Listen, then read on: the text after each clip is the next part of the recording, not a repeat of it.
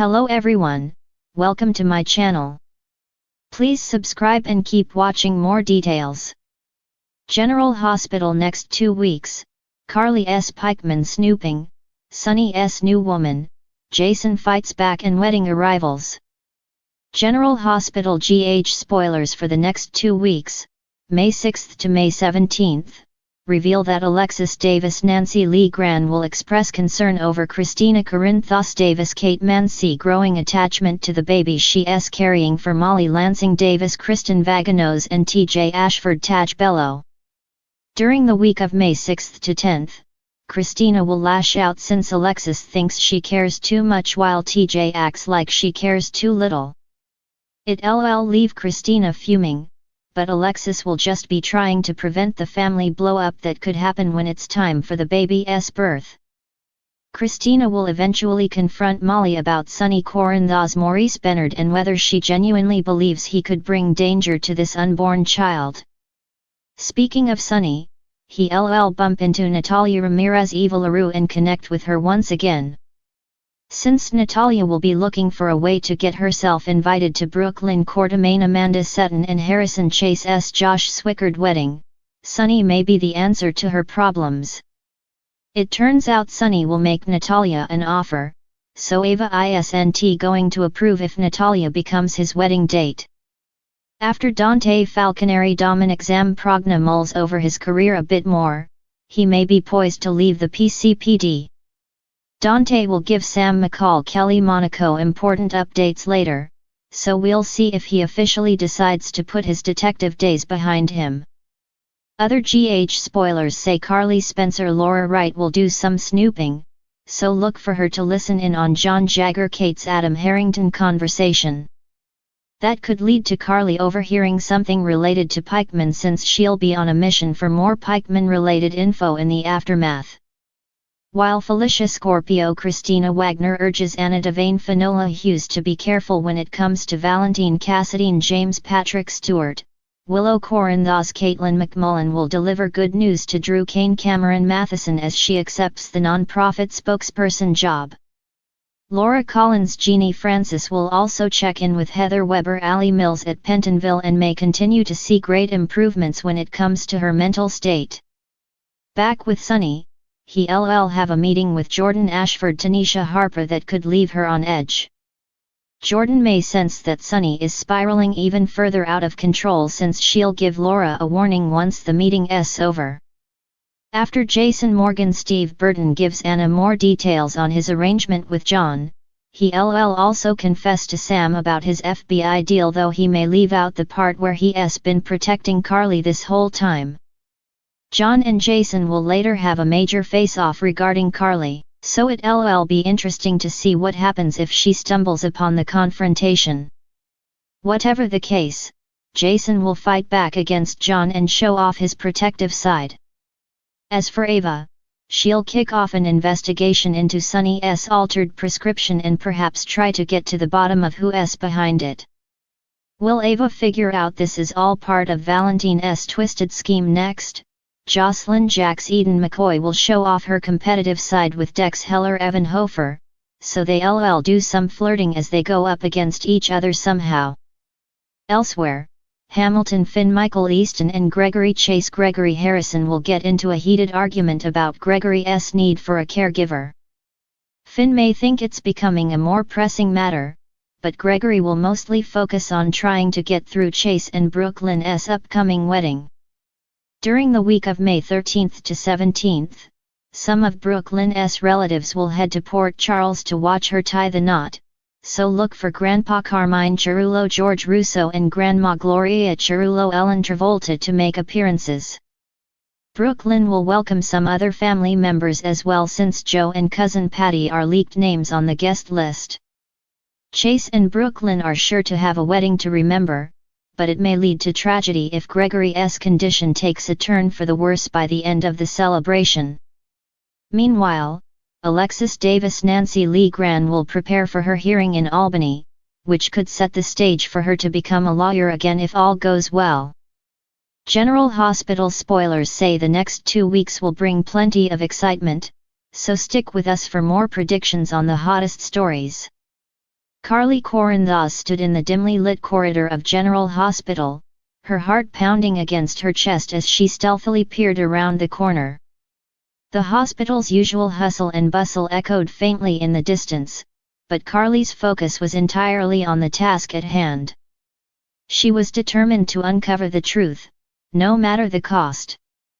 For weeks now, Carly had suspected that something was amiss. Strange whispers, hushed conversations, and cryptic glances had all pointed to one thing: a secret. And Carly was not one to let secrets stay buried. With a sense of determination, Carly adjusted her grip on the small digital recorder she had concealed in the pocket of her coat. This was her chance to finally get some answers. She took a deep breath and rounded the corner, her senses on high alert.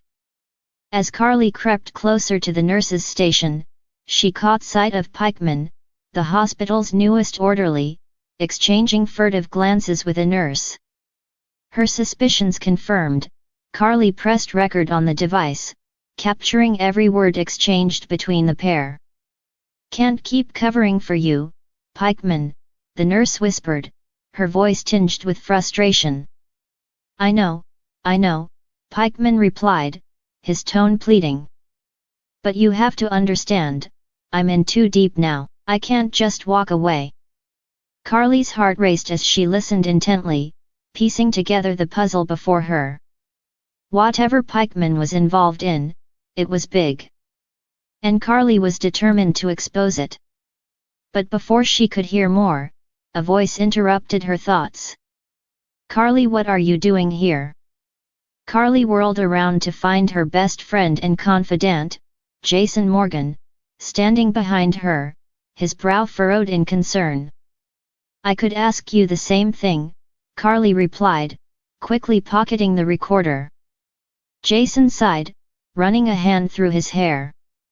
"I'm here to see Sam. She's been feeling under the weather lately."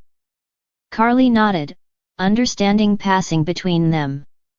Despite their differences, Carly and Jason shared a bond forged through years of loyalty and trust.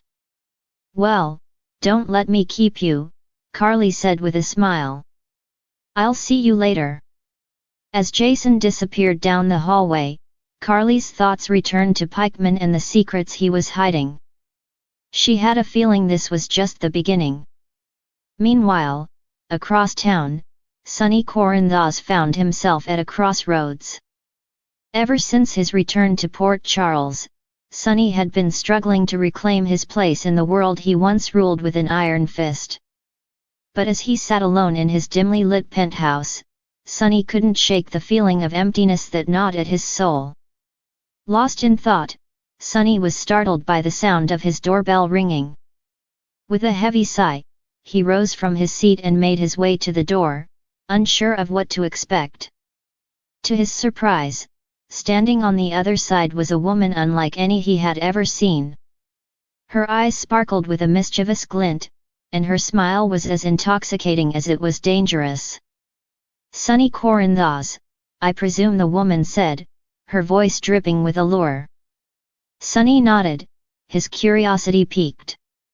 "And you are?" The woman's smile widened as she extended a hand. "Call me Vesper. I've heard quite a bit about you, Mr. Corinthos." Sonny took her hand, feeling a jolt of electricity shoot through him at her touch. There was something undeniably magnetic about Vesper, something that drew him to her despite his better judgment. As they sat across from each other, sipping whiskey and exchanging stories, Sonny found himself opening up to Vesper in a way he hadn't with anyone else. It was as if she could see straight through him, peeling back the layers to reveal the man he had buried deep inside. But as the night wore on and the whiskey flowed freely, Sonny couldn't shake the feeling of unease that settled in the pit of his stomach. There was something about Vesper that didn't quite add up, something lurking beneath the surface that Sonny couldn't quite put his finger on. And as he watched her disappear into the night, a nagging sense of doubt lingered in Sonny's mind. Who was Vesper, really, and what did she want with him back at General Hospital? Jason Morgan found himself embroiled in a battle of a different kind. Ever since his return to Port Charles, Jason had been fighting tooth and nail to protect those he loved from the dangers that lurked in the shadows. But as he stood face to face with his longtime nemesis, Cyrus Renault, Jason knew that this was a fight unlike any he had faced before. Cyrus was a formidable opponent, cunning and ruthless in equal measure, and Jason knew that he would stop at nothing to destroy him.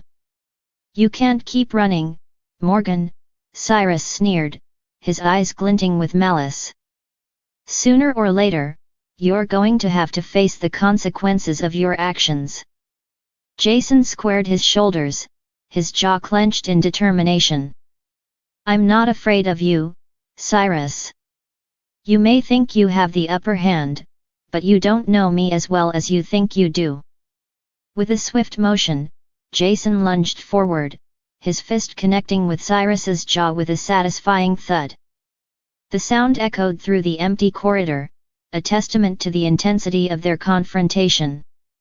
But as the dust settled and Jason stood victorious, he knew that the battle was far from over. Cyrus may have been defeated for now, but he would undoubtedly return, more determined than ever to take Jason down once and for all. As Jason watched Cyrus slink away into the darkness, a sense of foreboding settled over him. The war may have been won, but the battle raged on. Amidst the chaos and turmoil that engulfed Port Charles, love still found a way to bloom. And nowhere was this more evident than at the wedding of Maxie Jones and Peter August. As guests began to arrive at the elegant venue, anticipation hung thick in the air. Maxie glowed with radiance as she made her way down the aisle, her eyes shining with joy as she locked gazes with her beloved Peter. But as the ceremony unfolded and vows were exchanged, a shadow loomed on the horizon. For lurking in the shadows was a figure from Maxie's past, a man with a heart full of vengeance and a score to settle. As the doors swung open and the mysterious figure stepped into the light, gasps of shock and disbelief echoed through the crowded room. It was Nathan West, Maxie's presumed dead husband, alive and well after all these years. Maxie's heart skipped a beat as she laid eyes on Nathan, her mind reeling with disbelief. How was this possible and what did it mean for her future with Peter? As Nathan made his way down the aisle, his eyes locked on Maxie's, a sense of longing and regret passed between them. For in that moment, they